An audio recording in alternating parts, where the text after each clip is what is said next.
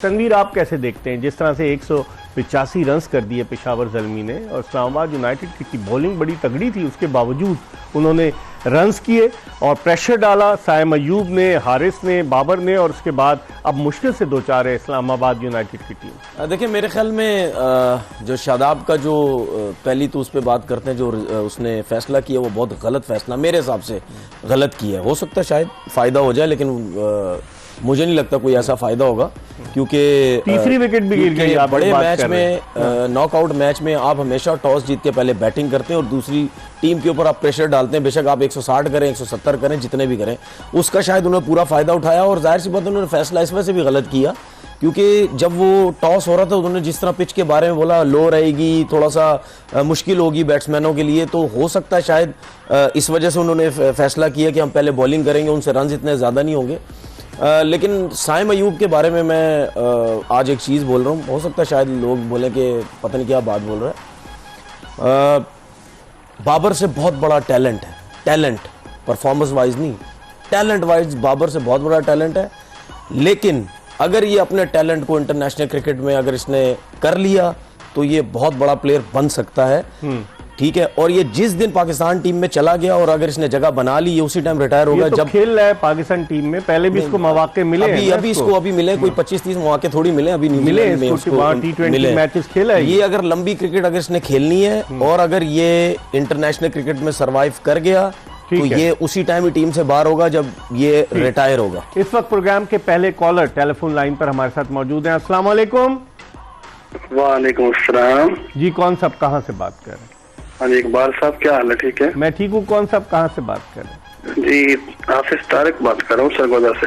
जी तारिक साहब, पहले भी आपने कॉल की थी, आपने माल्टों की ऑफर की थी, मैं भूला नहीं हूँ। कैसे हैं आप? जी, बहुत बहुत याद किया आपने। अच्छा, क्या कहना क्या चाहेंगे, पूछना क्या चाहेंगे? कहना ये कहेंगे कि जो आपके साथ बैठे हैं टीम वाले, खुर्रम मंजूर साहब, दूसरे भाई को सलाम कहते हैं। वालेकुम अस्सलाम। ये खुर्रम मंजूर साहब बहुत अच्छे आदमी है माशाल्लाह, दूसरे भी बहुत अच्छे आदमी है। नहीं, आप सवाल करें ना, मैं आपसे इन लोगों के बारे में आपकी राय थोड़ी जानना चाह रहा हूँ। नहीं, आपके साथ बैठे हैं तो इंशाल्लाह। अच्छा, आप सवाल क्या करेंगे तारिक साहब? बहुत सारे लोग जो है वो कॉल्स करते हैं, आप सवाल पूछिए, हम आपके सवाल का जवाब ये कि जो आज का मैच चल रहा है जी, इसके हवाले से पूछना है कि शादाब खान साहब ने ये अच्छा फैसला किया है टॉस जीत कर। समझ गया, आपका बहुत बहुत शुक्रिया। शादाब खान का फैसला, उस पर हम बात कर चुके हैं कि टॉस जीतकर अब शादाब खुद भी आउट हो गए और साइम अयूब डेंजर मैन बना हुआ है। मैं तो हैरान हूँ। मैं आपको पहले दिन से इकबाल भाई बोल रहा हूँ कि आप अच्छे रन्स बोर्ड पे लगा दें। 9 रन से ऊपर की एवरेज बहुत मुश्किल होती है। मैं खुद बैट्समैन हूँ, आपको हर ओवर में एक बाउंड्री एटलीस्ट चाहिए। अब देखें ना, विकेट पे विकेट गिर रही है, बाउंड्री नहीं आ रही है और दोनों स्पिनर डोमिनेट कर रहे हैं। कल वाला रिप्ले हो गया 16 पे 5 से कोयटा के, याद है? बोलना 22 रन पे 3 आउट हो गए और 3.5 बॉलें हुई हैं। अब इससे अंदाजा लगा लें आप कि कितना प्रेशर में आए हुए हैं, जबकि पिच इतनी कोई वेरेंटियर नहीं कर रही है। पिच में ऐसा कुछ ब्रेक फंस के नहीं हो रहा, प्रेशर है ना। साइम ने जो विकेटें ली हैं उसके बाद, यही तो हेल्स की तो थ्रू आउट टूर्नामेंट में अगर देखा जाए तो उसकी तो फॉर्म ही नहीं है ना हेल्स की। और इनके साथ थोड़ी जो बैड लक हुई, जो फॉर्म में था मुनरो वो अनफिट हो गया, तो वो थोड़ा सा लेके अगर अब वही वाली बात। आज इन्होंने अक्लमंदी नहीं की, 3 स्पिनर इनके पास हो गए। जिस टीम की बोले होमवर्क अच्छा होता है, आप मुल्तान की ले लें, ज़ल्मी, मैंने बोला ना प्लेइंग 11 बहुत अच्छी खिला रहा है बाबर।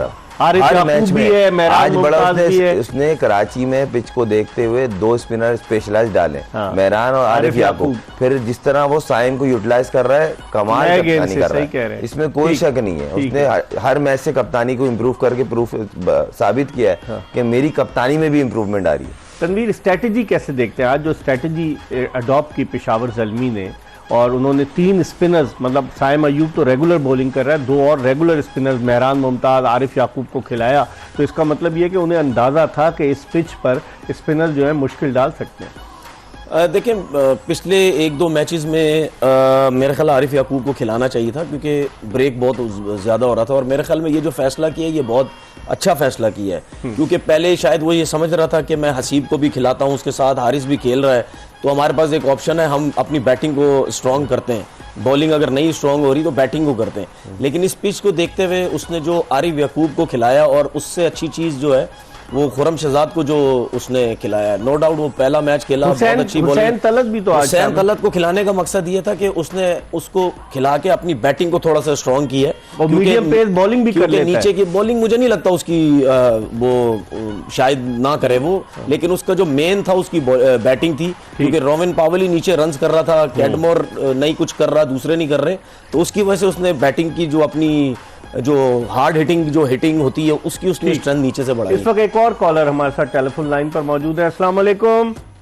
वालेकुम सलाम। अस्सलाम वालेकुम सर। वालेकुम सलाम। कौन साहब कहाँ से बात कर? खावर शाह मानसरा से। जी खावर साहब, क्या पूछना चाहेंगे? सर क्वेश्चन ये था कि अभी जो सीएम पंजाब भी रहे हैं मोहसिन रजा नकवी, तो उन्हें पीसीबी का चेयरमैन बनाया गया है, तो एडमिनिस्ट्रेटिवली वो बंदा काम कर सकता है, या आपको क्या लगता है कि ये बेटर डिसीजन है कि नहीं? देखिए अभी तो उन्होंने 6 फरवरी को उनको जो है मुंतखब किया गया है, अभी 1 महीना कुछ हुआ है। अभी देखते हैं कि सुनने में आया है कि वो पीर को कराची आ रहे हैं। अभी दुबई में गए थे मोहसिन नकवी साहब आईसीसी के इजलास में, और अब आईसीसी आपने देखा होगा कि उन्होंने अब स्टॉप वॉच जो है स्टॉप क्लॉक का कॉन्सेप्ट शुरू करने जा रही है आईसीसी के जो वक्त ज़ाया होता है। तो अब देखते हैं कि क्या होता है। पीर को शायद उनका इंटरेक्शन भी है मीडिया से, और पीर को फाइनल में भी होंगे। बहुत बहुत शुक्रिया आपका, आपने हमें मानसेरा से कॉल किया।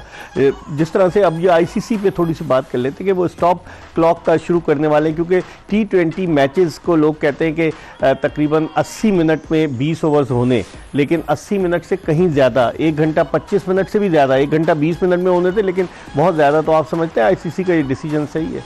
ठीक है, आईसीसी तकरीबन हर साल में कुछ ना कुछ चेंज करती है, तो ये एक स्टेप ले रहे हैं। अगर इस पे ये कामयाब होगा या रिव्यूज फीडबैक अच्छा आएगा तो ये शायद कंटिन्यू होगा, वरना हो सकता है इस चीज़ को चेंज कर दें, क्योंकि आईसीसी हर साल कुछ ना कुछ नया करने की कोशिश करता है, तो इसलिए एक स्टेप उठा। क्या कहेंगे तनवीर आप? देखिए आईसीसी क्रिकेट को ख़राब करने की कोशिश करता है और आईसीसी रूल्स बनाता है, ठीक है ना। सबसे पहले तो टेस्ट क्रिकेट की तरफ उसको ध्यान देना चाहिए कि टेस्ट क्रिकेट कहीं ऐसा ना हो कि हमारी टेस्ट क्रिकेट ख़राब हो जाए।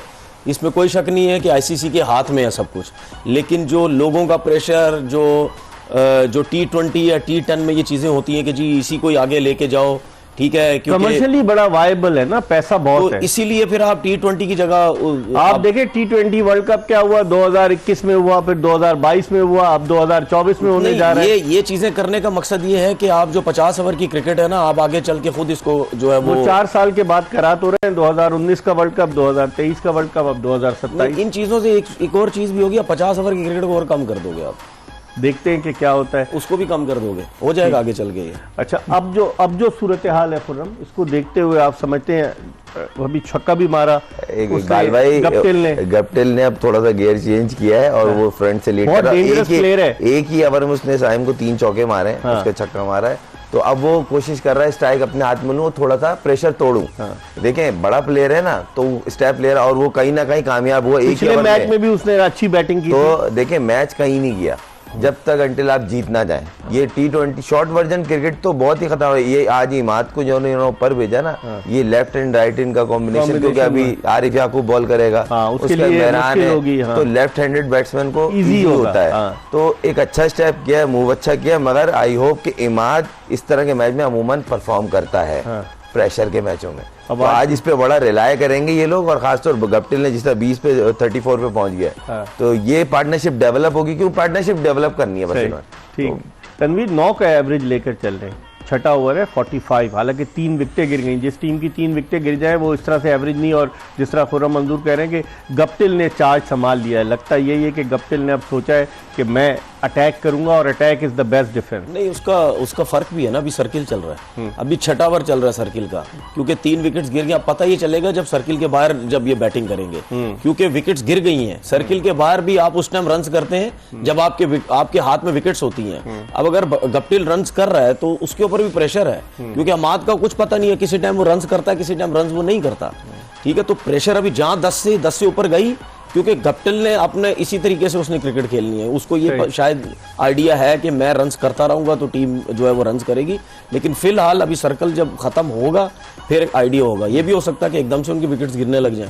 हम इसी नोट पर एक ब्रेक ले रहे हैं, और ब्रेक के बाद जब वापस आएंगे तो मजीद बात करेंगे। 186 रन का टारगेट मिला है फतह के लिए इस्लामाबाद यूनाइटेड की टीम को, 3 विकेटें गिर चुकी हैं, लेकिन मार्टिन गप्टिल क्रीज पर मौजूद है। मजीद बात करेंगे एक ब्रेक के बाद, कहीं जाएगा नहीं, स्टे ट्यून्ड टू एक्सप्रेस।